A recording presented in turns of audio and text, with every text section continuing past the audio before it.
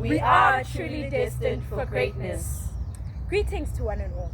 My name is Kensani Moka. I am 25 years of age. I am currently studying a Bachelor of Education in the foundation phase, specializing in the English language.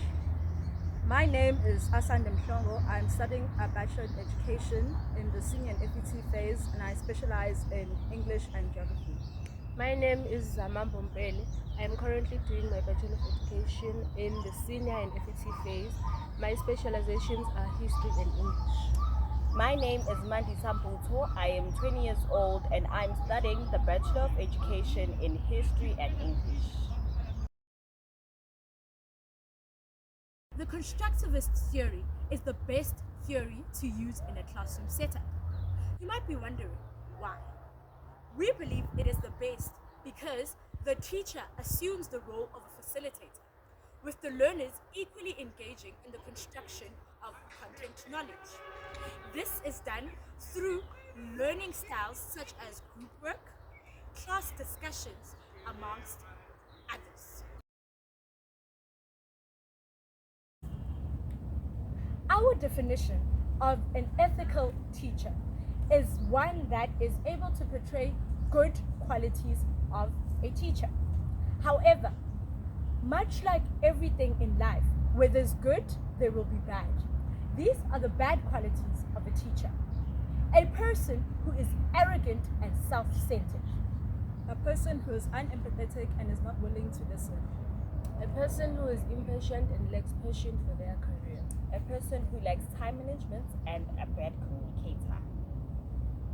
Even though these are the bad qualities that we were able to think of, we believe an ethical teacher is one that is able to display good qualities. Good qualities of a teacher include the following: a person who is a subject specialist and who is willing to be a lifelong learner. Someone who is a good role model and is tolerant towards their learners. Someone who is an active listener and has patience. Someone who doesn't take advantage of the learners and plays a parental and mentor role. A teacher that played a significant role in influencing my choice of career to go into the education space was a teacher by the name of Gerda Huford. Miss Huford taught me Afrikaans in grade 12. One of the most amazing things about this particular teacher was how she disseminated information within the classroom setup. She would not only use a textbook and read stuff for us to understand, the way in which a behaviorist teacher would do it. However, she would be an individual that uses not only the space around the classroom, but also her body to make us understand certain concepts. One such concept in particular is degrees of comparison, namely trappe van vergelijking in the Afrikaans language. Our teacher would use the space around her and the furniture to make us understand the different degrees of comparison in Afrikaans.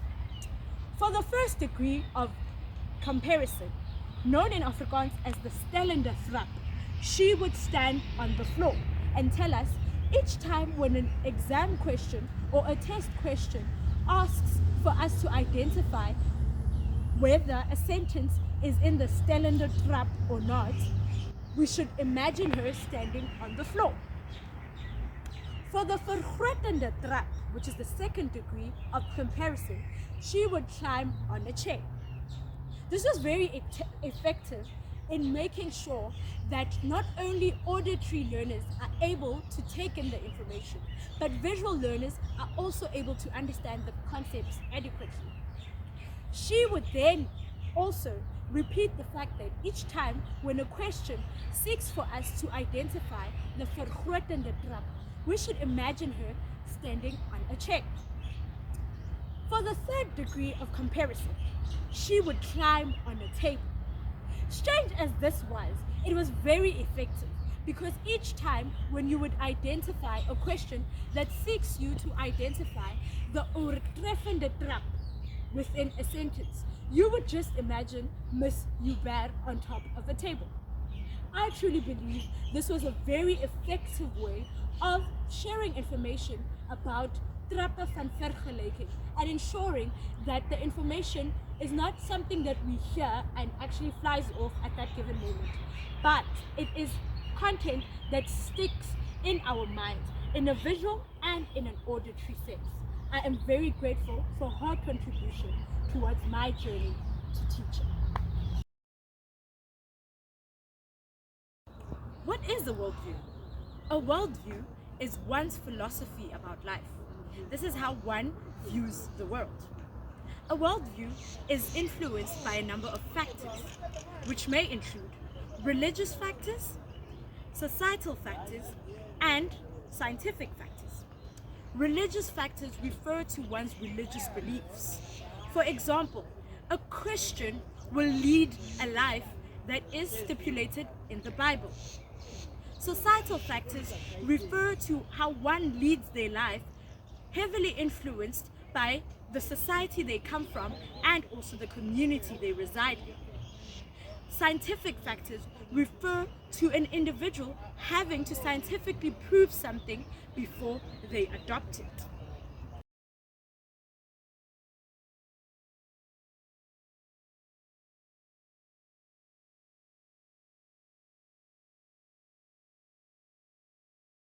An approach. An approach is a way of looking at teaching and learning.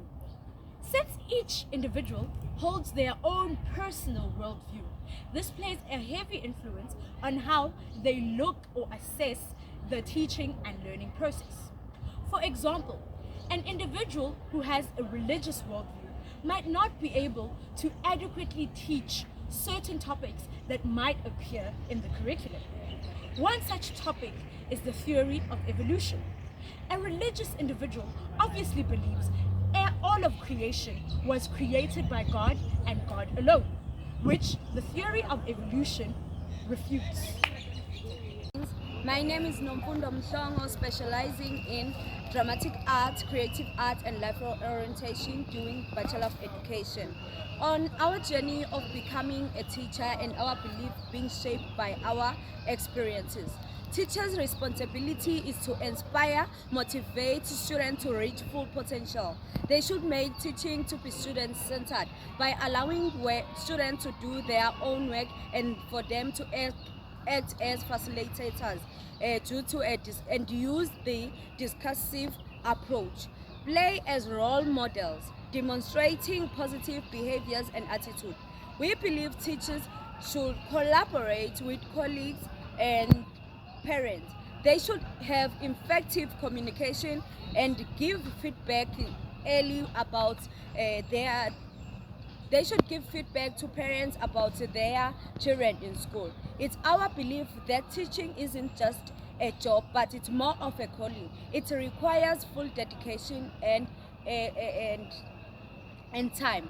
We as educators have power to shape our youth future as our previous teachers have done so, by inspiring us to reach full potential and making teaching easy.